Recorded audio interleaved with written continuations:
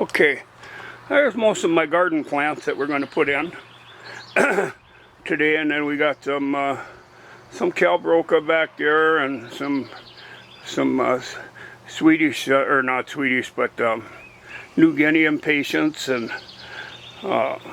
this is a patio.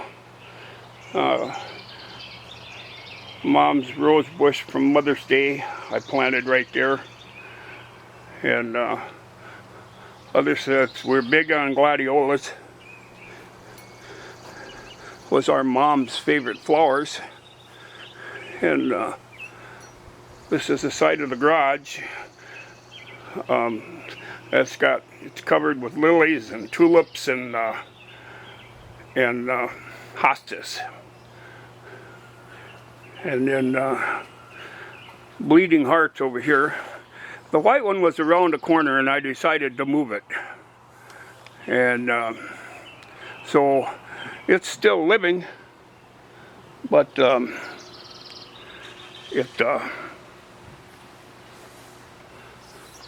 it's just, well, it's telling us how pissed off it is because we moved it. So usually I have a lot of Lisianthus out here, but I got some, but they're not big enough to plant yet.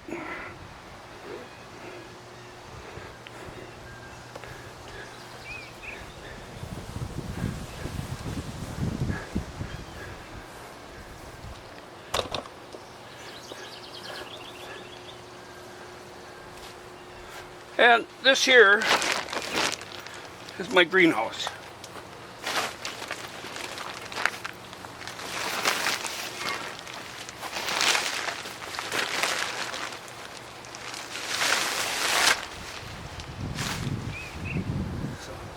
I'll just to show you that you don't have to spend hundreds of dollars. I spent $100 on this thing 3 years ago. And the zippers broke, and but it still provides shelter for my plants. And these are daisies, perennial daisies that we're going to put around the yard in different places and give some away. So if you want some, stop over. And yeah, so there's more perennials in here, as you can see, that I still got to plant. And so anyway, moving on.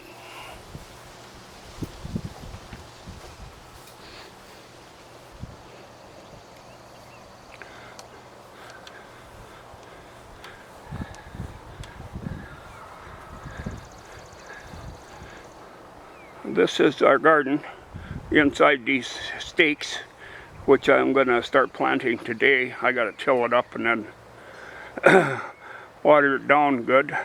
This used to be a perennial bed, but I got sick a couple years ago, and I couldn't take care of it, so the quackgrass kind of took over. I got a lot of daylilies in here, and some phlox and irises, purple irises, and asparagus, and black raspberries and roses. But I'm going to tear this apart. This is all going to be grass now with a bench there, because this is facing the west out here. So my wife and I can come out here someday and watch the sunset like we used to do when we were kids, when we didn't really care about the sunset. We just cared about putting on a front so we could go make out somewhere.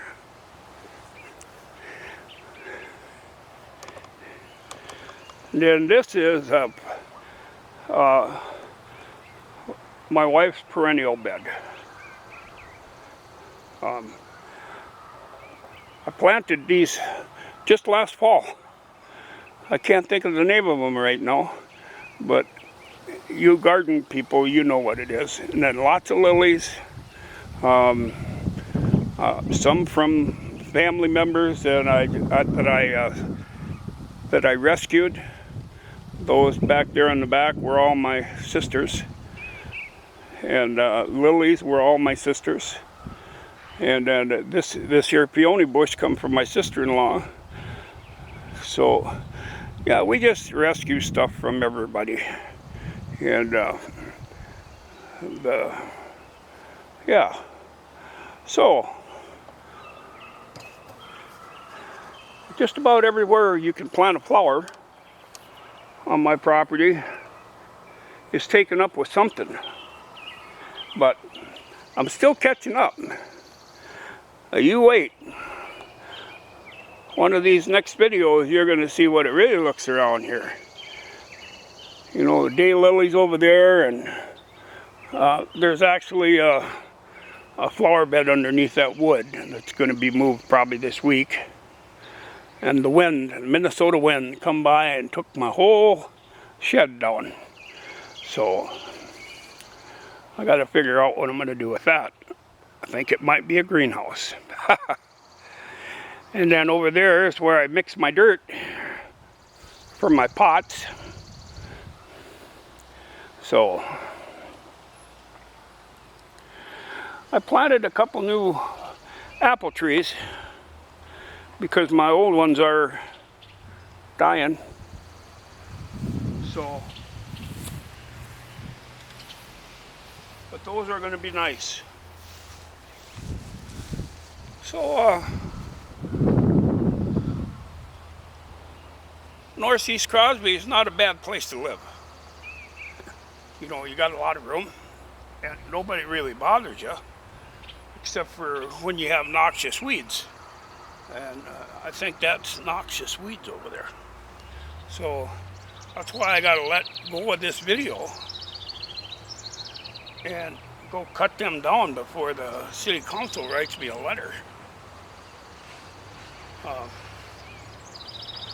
They like to communicate with me sometimes on how they like to communicate with everybody. So I hope you guys have a good gardening season. And